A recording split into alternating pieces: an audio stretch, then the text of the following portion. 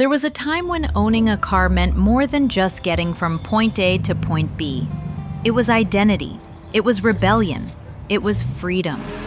From the golden age of muscle cars and street racing scenes to the car meetups and parking lots that went on until sunrise, car culture used to be a lifestyle. But somewhere along the line, something changed. Today, car culture feels different, quieter, fragmented, maybe even fading. So what happened? Why isn't car culture what it used to be? To understand what's changed, we have to rewind. In the mid to late 20th century, cars were everything. They symbolized status, creativity, and independence. The 1960s and 70s gave birth to the muscle car. Roaring V8s, chrome finishes, and weekend drag races. Owning a car wasn't just about transport. It was about passion and pride. The 80s and 90s brought their own flavor. Japanese imports flooded the scene. Cars like the Supra, RX-7, and Skyline. They were affordable, modifiable, and fast. Young enthusiasts could actually build their dream cars in their garages. That sense of accessibility and hands-on creativity was the heartbeat of car culture. Movies like The Fast and the Furious didn't create car culture, they reflected it. People lived that lifestyle. The late-night street races, the tinkering, the community, it was all real. But fast forward to today and things have shifted.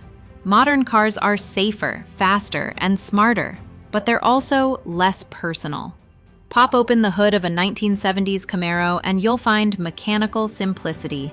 You could fix it yourself, understand it, make it yours. Now, you're met with sensors, ECUs, and sealed-off components designed for dealership servicing. Technology has made cars more efficient but less accessible. Modifying your car can void warranties or even break the law in some areas.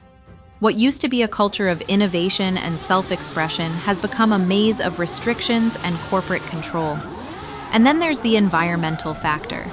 Governments are pushing hard for electric vehicles, which, while better for emissions, are far less modifiable and lack the visceral sound and feel that made cars exciting. The raw experience of driving, the smell of gasoline, the rumble of an engine, is being engineered out of existence. Ironically, the same internet that connected car lovers also diluted the culture. Back then, if you wanted to see cool cars, you had to go to a meet, talk to people, and be part of the scene. Now you can scroll through Instagram or TikTok and see 1,000 builds in 10 minutes. Online exposure made car culture global, but it also made it performative. Instead of building cars for passion, some build them for views. The focus shifted from craftsmanship to clout.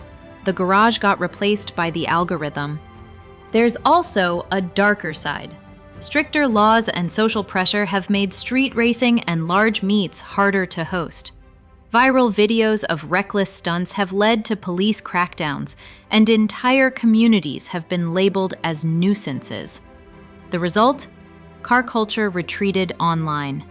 The real-life gatherings that used to form friendships and rivalries have become less common, replaced by comment sections and highlight reels. Another major factor is money.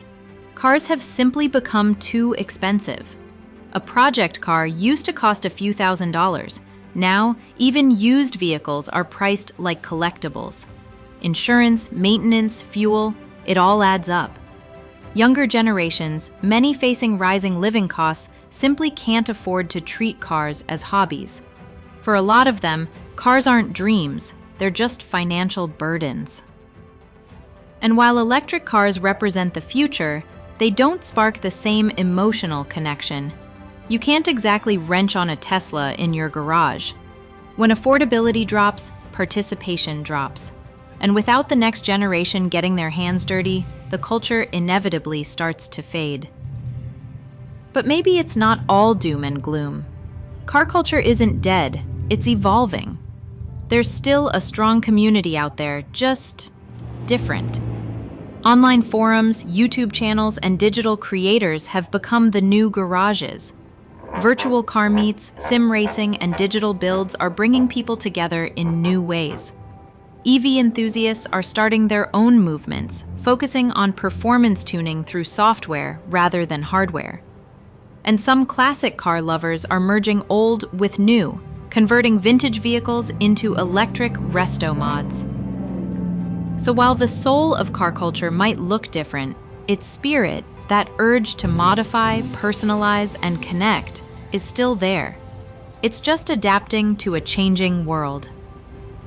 Car culture used to be raw, loud, and full of personality. Today, it's cleaner, quieter, and maybe a little more isolated. But that doesn't mean it's gone. The same passion that drove gearheads decades ago still drives enthusiasts now. It just lives in a different form. Whether it's a guy tuning his JDM Classic, a YouTuber documenting their rebuild, or someone coding performance tweaks into their EV, the essence remains: expression through motion. Car culture isn't what it used to be, but maybe that's okay. It's just shifting gears.